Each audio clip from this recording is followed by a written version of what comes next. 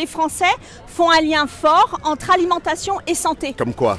Et donc en fait, ils plébiscitent des thématiques, ils ont envie d'en connaître encore davantage sur la nutrition, les bienfaits pour le corps, l'équilibre alimentaire.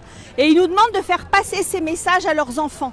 Les 7, 8 et 9 juin, les Journées nationales de l'agriculture vous proposent dans toute la France 3 jours de rencontres, d'animation, de dégustation. Tout le programme sur journéeagriculture.fr. Ravi. Directrice des grandes causes chez mec.org, on vient de quitter Monsieur Gilles Maréchal. Il nous évoquait finalement les retours de cette enquête qui a démarré au cœur du Salon international de l'agriculture. J'aimerais qu'on revienne justement sur ce process parce que on le voit, il y a une volonté, il y a une nécessité là aussi liée à la sensibilisation sur notre alimentation et je crois que la démarche qui a été lancée au Salon de l'agriculture est très probante.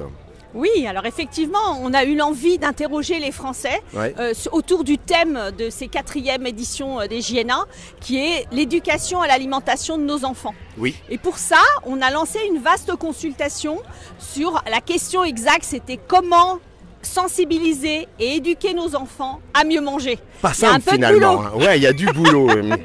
Et alors, la super nouvelle, ça a duré 2 mois, donc du 25 février au 25 avril.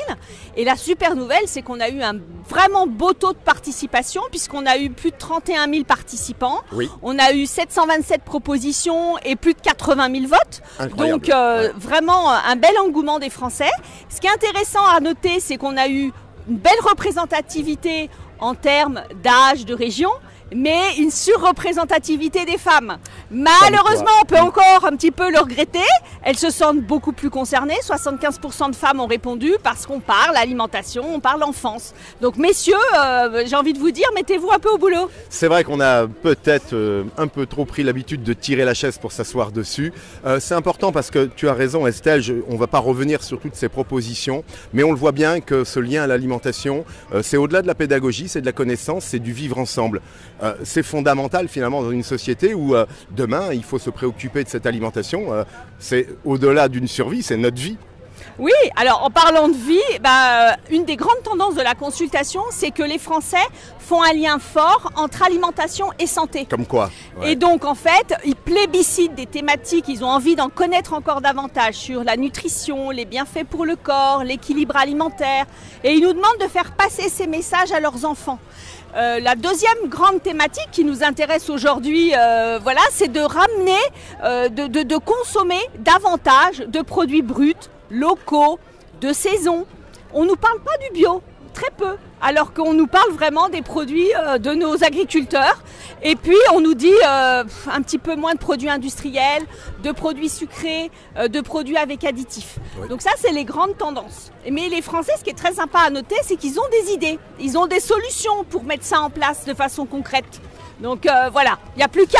C'est vrai, j'ai souvenir aussi dans le cadre de l'inauguration le message du président Stéphane Lagani de Rungis, le marché international. Là aussi, il faut faire face à l'obésité. On voit bien que notre alimentation peut poser aussi des problèmes. Tu évoquais, je dirais, de l'agro-industrie. Oui, mais avec grande modération, car aujourd'hui, surdose de sucre, de gras, ne compose pas finalement l'indice santé que tu évoquais, Estelle. Oui, exactement. Et c'est pour ça que les Français plébiscitent des solutions dès la petite enfance. C'est-à-dire qu'ils aimeraient qu'on mette en place des cours de cuisine dans les écoles ou qu'on fasse venir des enfants chez des cuisiniers, mais en tout cas qu'on remette la cuisine à l'honneur pour que les enfants se rendent compte de l'importance de l'alimentation.